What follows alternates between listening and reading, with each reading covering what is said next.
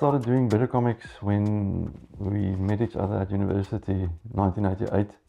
We both studied graphic design and we had a mutual sort of passion for comics. The new book, here it is a compilation of our sketchbooks and journals.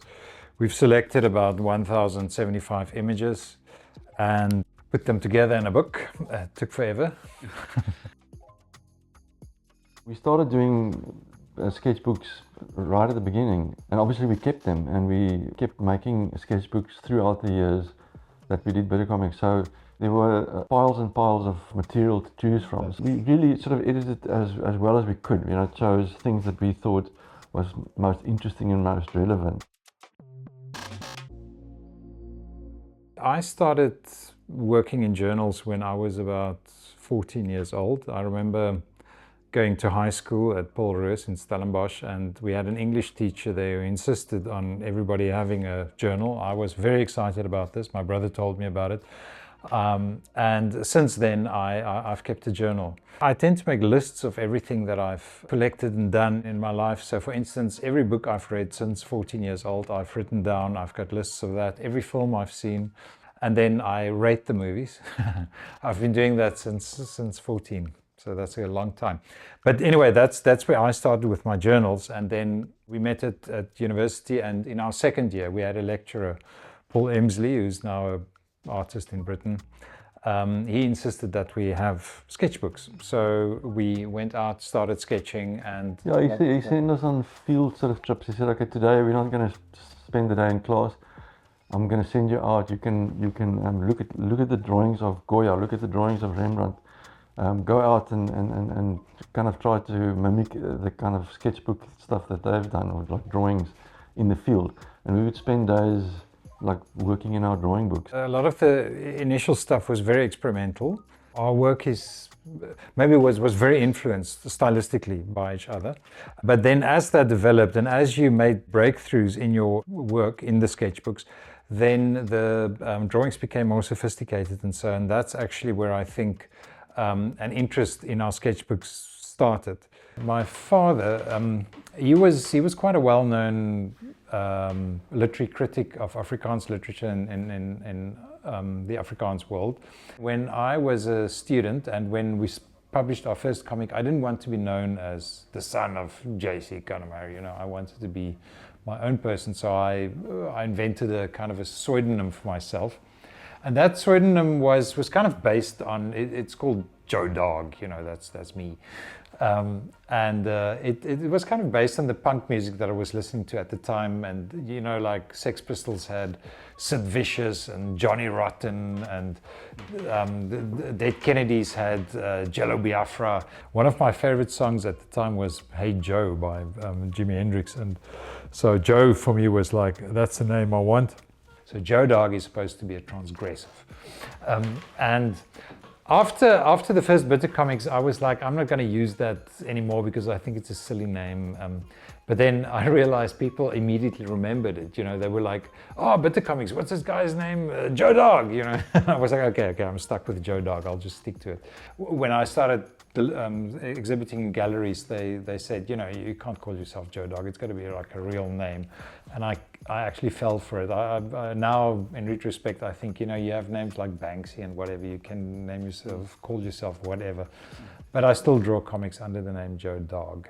When we published a Bitterkomix collection in 2009, I think it was, in France, I asked the one editor why our work makes an impact in France and why are people interested in it.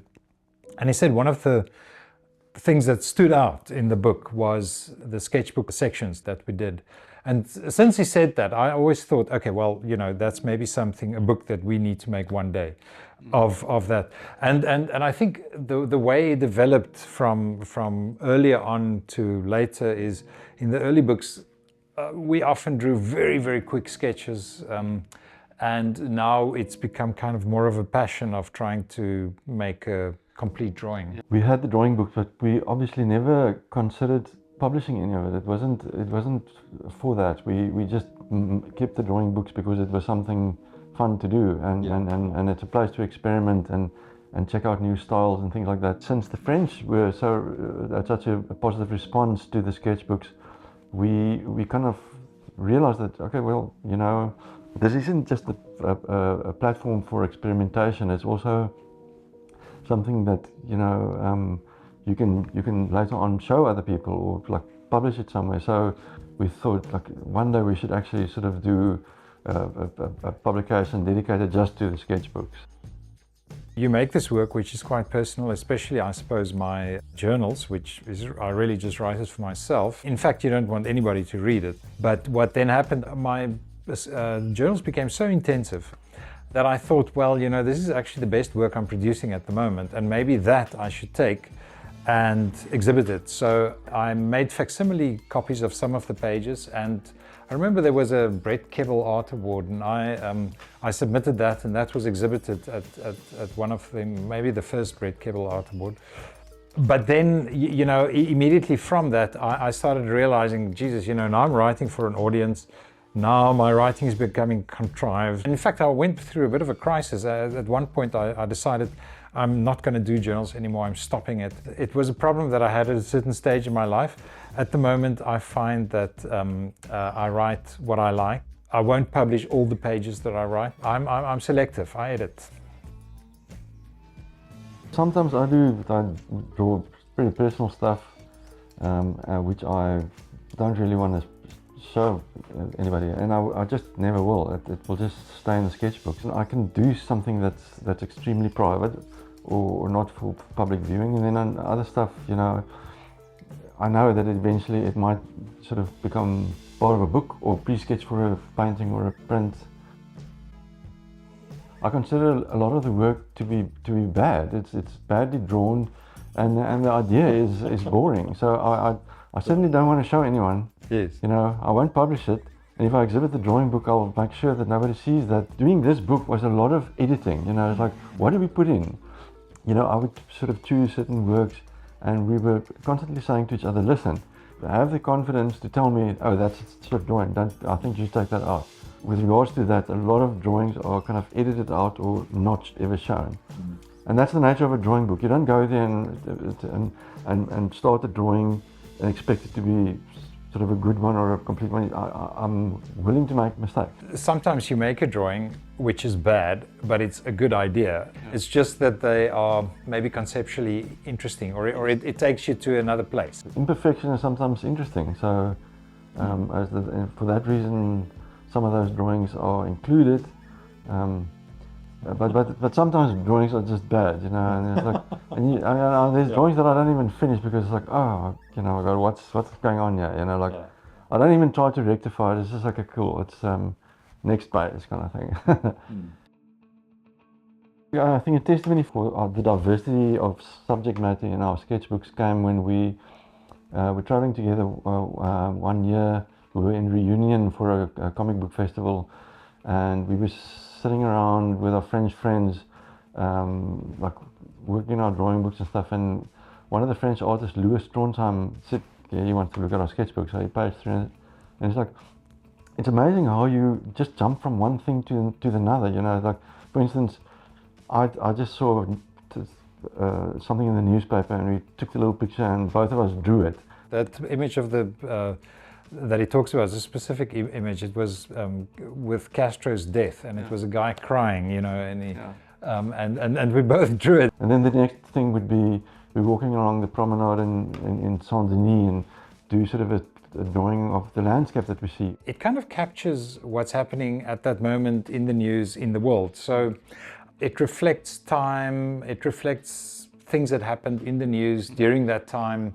It gives it an anthropological value, I think, because, you know, 50 years from now, people will say, oh my God, you know, these books, look at what these people were interested at that time. And there are bits and pieces of the news that features all the time in the journals and sketchbooks.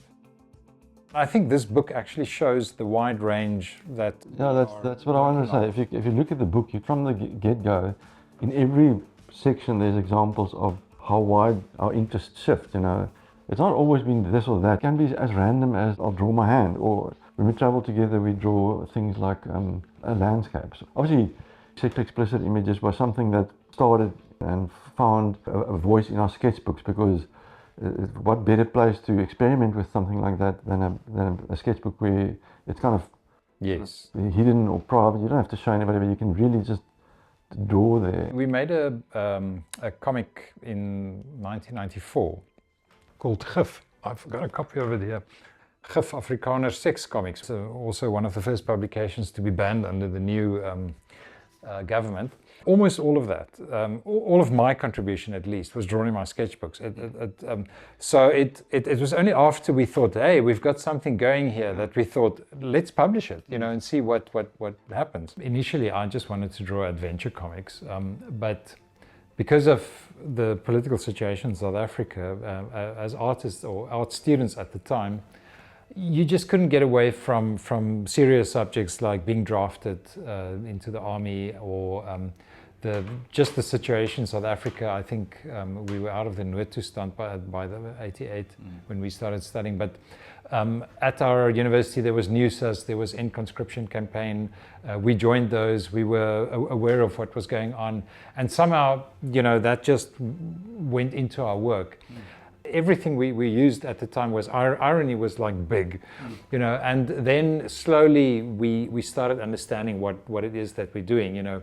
So for us it was very important that there's humor, that there's wit, that people will laugh when they read the comics. So I think by around about Bitterkomix 3 we were very, very much in that satirical mold. We started drawing the comics as part of our illustration course. And then looked at our work and they said, oh yeah, but you must deal with these social problems. You must do this or do that. So they were basically asking us to do something where we are fighting a cause, kind of thing, you know. And we were like, but no, that's not what we do. You don't want to teach somebody something because then they don't want to read your comics. Yeah. What you want to do is you want to draw them into an exciting story. Yeah. And then, you know, it turns out to be political, or it's something that enlightens them. You can do something that's funny. I mean, you're laughing at this, but all of a sudden you're also shocked. We kind of realize that you can do something that's really sort of subversive, you know, like to attack someone's opinion about something, or to make them question themselves. I think one of the things about satirists is that actually behind them there's a kind of a strong moral code. They are actually appalled by certain things and then they expose it. In the beginning of 2015, in January, there was this attack on the Charlie Hebdo headquarters, or their offices. There was an immediate outpouring of sympathy. That kind of immediate outpouring kind of started shifting. There was a pushback internationally, I would say in English-speaking countries. People started saying, you know, satire is offensive. In 2018, the New York Times removed satire, the satirical image, from their newspaper. A lot happened in South Africa during that time as well. Yeah, and it's like the way the people see things today. It's like if you do certain things, if you say certain things, it's completely unacceptable. It's like that term comes up. It's unacceptable. You know, you can't do that. What became evident is that just the art that is celebrated, or that's exhibited, that people sort of look at, not just in South Africa, all over the world, was all the art that sort of comply to these rules. You know, this is, you don't speak about this, you don't depict this. We've certainly felt that sort of pushback very hard over the years.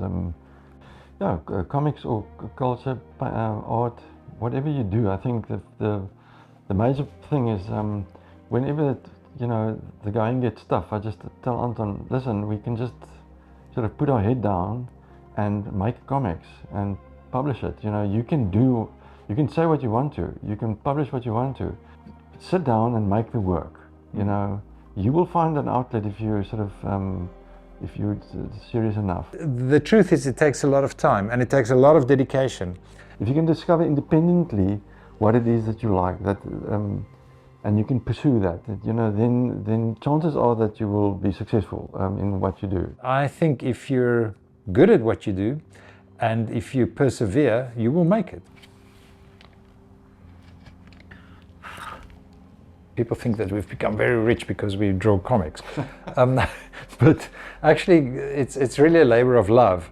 But what comics has done, or have done, it's a bit similar to poetry. You know, you write a couple of good volumes of poetry and people recognize you. You know, your poetry is not going to make you rich, but the fact that people recognized you, it allows you to work in a sphere where you actually can make money. Once we started working as gallery artists, we actually made money, but never with comics. That's just how it works.